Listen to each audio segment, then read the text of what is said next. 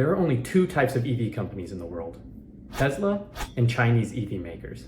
At least, that's what some EV car consultants are saying. It's no secret that China has become an absolute force in the global EV industry. According to a Bloomberg report, China is expected to account for 60% of the world's 14.1 million new passenger EV sales this year. In fact, this past year, China overtook Japan as the biggest auto exporter, thanks in large part to the development and growth of their EV industry. China exported 3.32 million vehicles in 2022, with a year-over-year growth rate of 57%.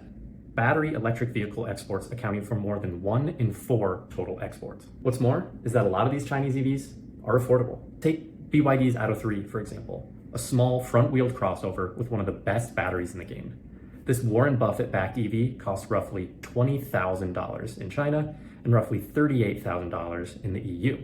The cost in the United States is, well, we'll get to that. Other than BYD, which, by the way, sold over 800,000 cars last quarter, almost twice as much as Tesla, China boasts a plethora of innovative EV companies like NIO and XPeng. NIO is well known for its premium EVs, its battery swapping technology, and for its in-car tech, which NIO is actually coming out with their own smartphone, so that'll be really neat to follow. XPeng, on the other hand, is really known for its affordable EVs, style, and driver assistance technology like LiDAR. In the first half of 2022, the average price of an EV in China was just over $34,000, compared to about $59,000 in Europe and $68,000 in the United States. So what's exactly going on? What's China's competitive edge? Chinese EV makers have access to lower cost labor and materials.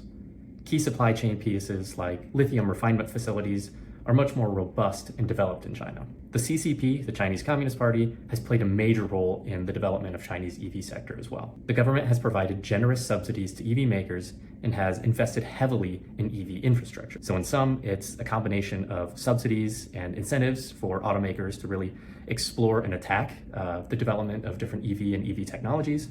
And then it's that control over supply chains and lower labor costs that have really given China a boost. Combine all that with the technological boom. I mean, China is really advanced in a lot of innovative technologies, LiDAR, AI, so it's no wonder that they've really come out and taken advantage of these opportunities. Why can't Americans buy cheap Chinese EVs? Well, this kind of takes us back to the start. Remember when I was talking about Atto 3 prices in China, the European Union, and then in the US, I just kind of glossed over it?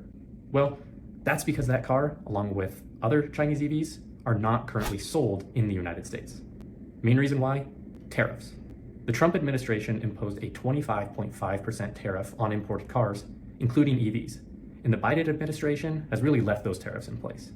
This makes Chinese EVs much more expensive to the US consumer and really uncompetitive in the United States market. Another reason would be regulations.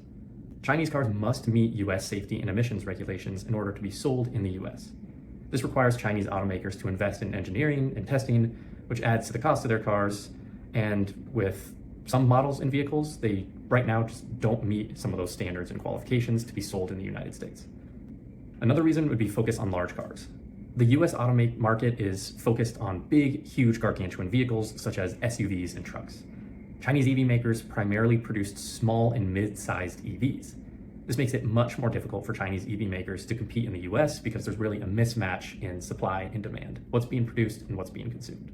We should note here as well that the Biden administration is actually taking steps to make EVs more affordable for US consumers. The administration has proposed a $7,000 tax credit for the purchase of new EVs.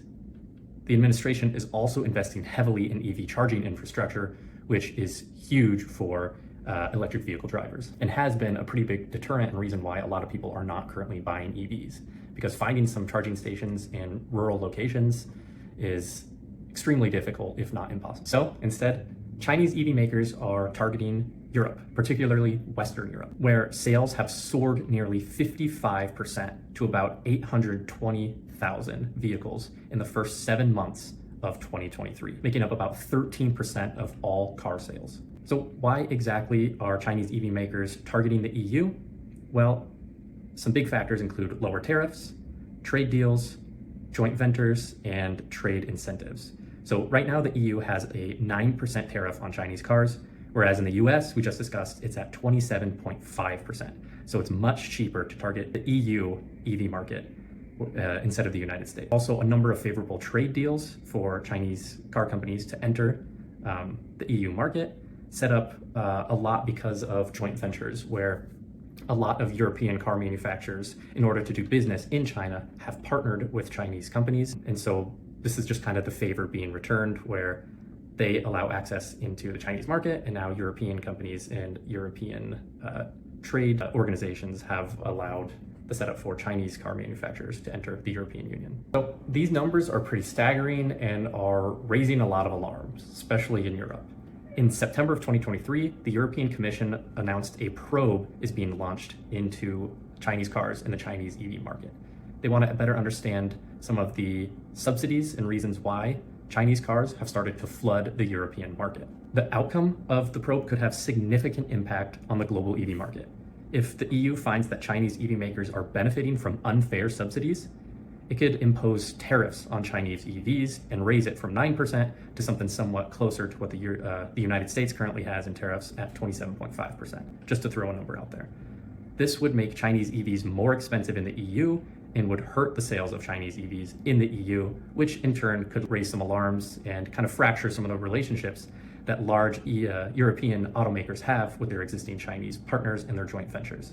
So this could unleash an all-out trade war and hurt both sides.